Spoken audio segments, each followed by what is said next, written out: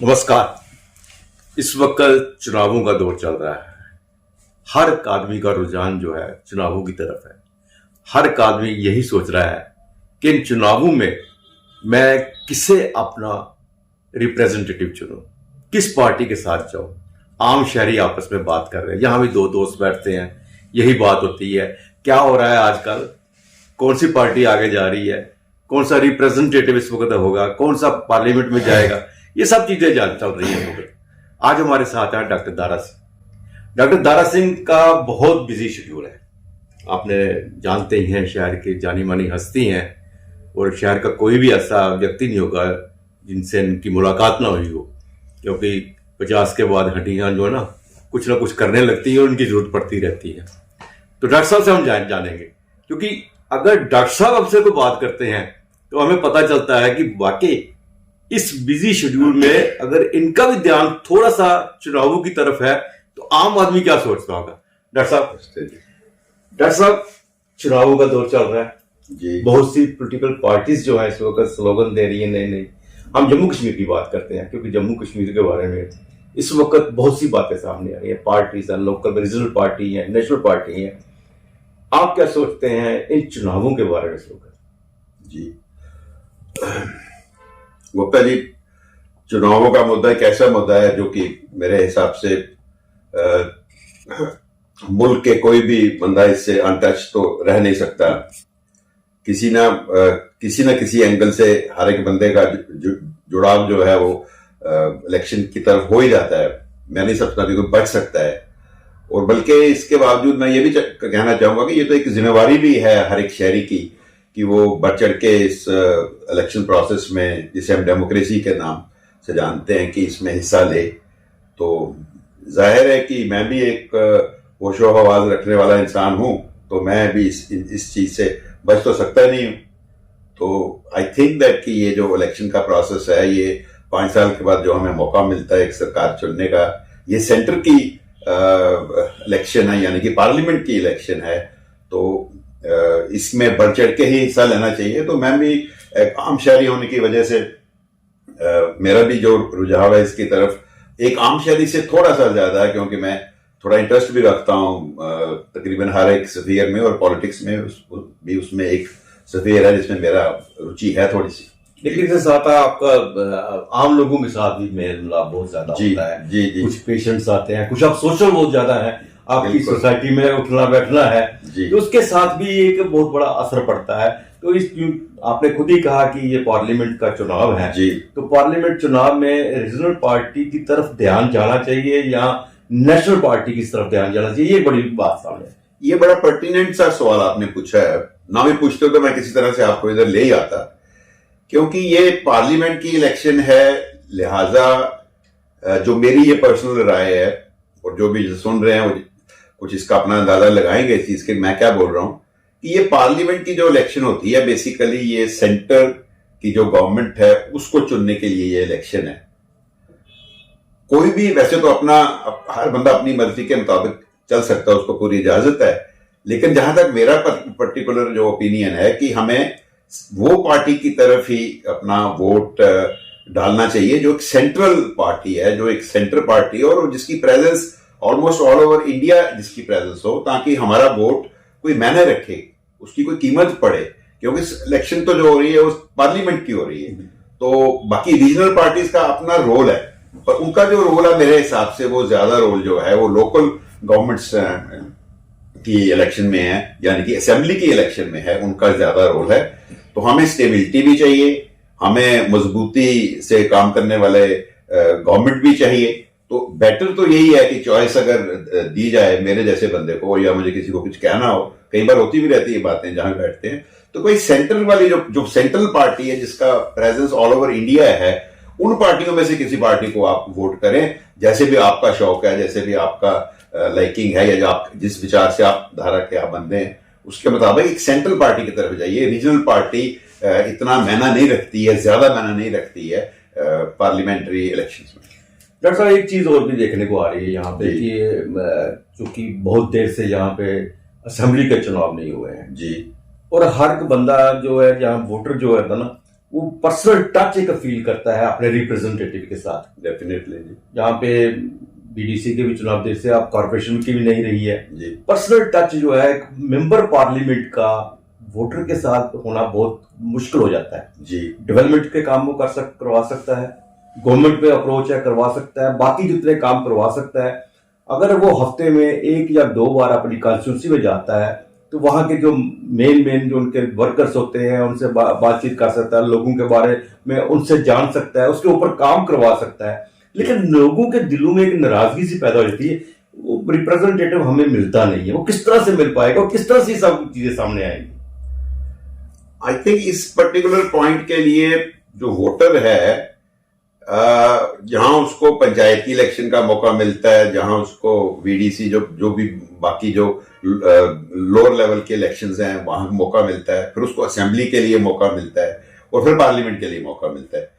तो थोड़ा सा भी अगर कोई बंदा अपना जहन लगाए इस चीज की तरफ कि भाई ये कौन सी इलेक्शन है और मेरा वोट डालने का पर्पज क्या है, तो काफी हद तक उसको खुद ही जवाब आ जाएगा कि भाई चाहे कहीं पर थोड़ी बहुत उसकी नाराजगी भी है, क्योंकि एक मेंबर पार्लियामेंट जो है वो उसने मतलब 5 साल एक कॉन्स्टिट्यूंसी को रिप्रेजेंट करना है, तो वो अपनी कॉन्स्टिट्यूंसी में फिजिकली प्रेजेंस उसकी जो है, मैं समझता हूं कि 15-20 दिन साल के अलावा यानी कि 5-6 महीने से ज्यादा 5 साल में वो नहीं दे सकता। अगर वो चाहेगा भी ना तो वो नहीं दे सकता, क्योंकि जैसे हम देख रहे हैं हमारे भी कुछ जान पहचान वाले बंदे जो हैं, दोस्त हैं जो पार्लियामेंट में रिप्रेजेंट कर रहे हैं अपने आप को, तो उनका तो शेड्यूल ही 15 से 16 घंटे का पर डे शेड्यूल है और मेरे हिसाब से 365 डेज उनसे काम लिया जा रहा है।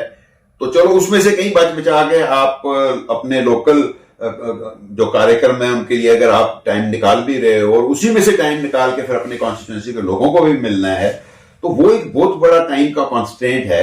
तो वोटर को ये ध्यान में रखना चाहिए कि भाई ये लोकल एमएलए वाला जैसा मसला उसके साथ इसका कंपैरिजन हम नहीं कर सकते हैं, क्योंकि पार्लियामेंट जो मेंबर पार्लियामेंट है वो अगर पूरे 5 साल में 5 महीने भी निकाल सकता है अपनी कॉन्स्टिट्यूंसी के लिए, तो गांव में या तहसील लेवल पे या कस्बे लेवल पे कैसे वो बेचारा वो पहुंच पाएगा। तो एक काफी हद तक ये बात आपकी सच है कि वो हैंडीकैप बन जाता है मेंबर पार्लियामेंट के लिए कि भाई वो जो फिजिकल कांटेक्ट है एक दूसरे के साथ, वो चाहे वो जितना मर्जी चाहे अपने लोगों की हेल्प करने चाहता है या उनकी जरूरतें पूरी करने की कोशिश करता है, फिर भी ये टाइम का कंस्ट्रेंट तो उसके पास है।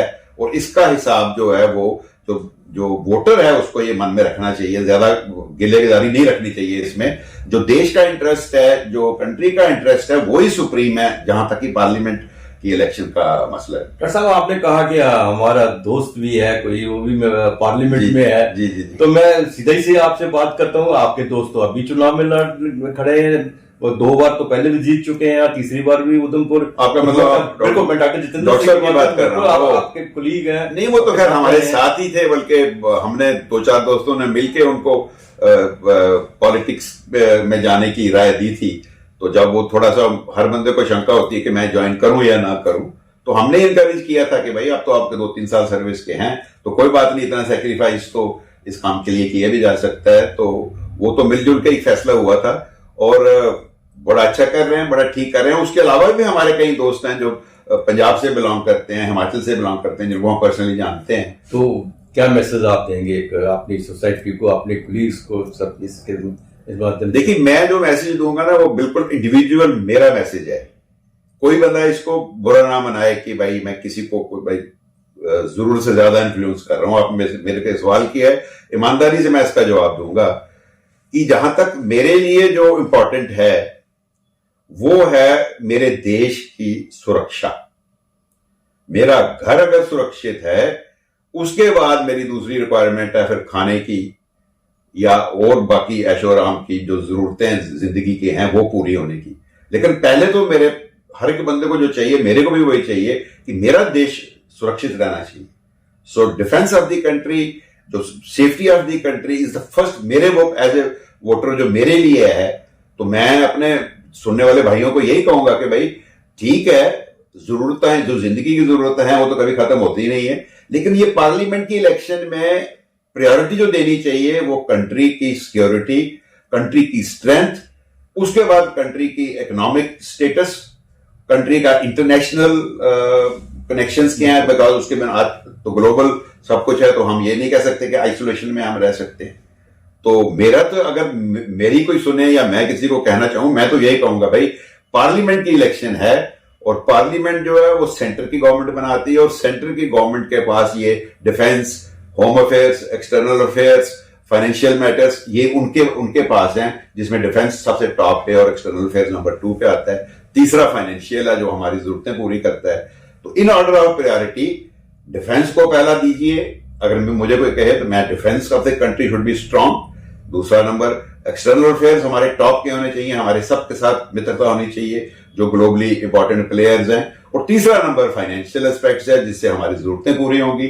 तो वो मेरे लिए वो नंबर 3 है। डॉक्टर साहब, आपका बड़ा अच्छा मैसेज है जो सोसाइटी को आपने दिया, सब कुछ दिया।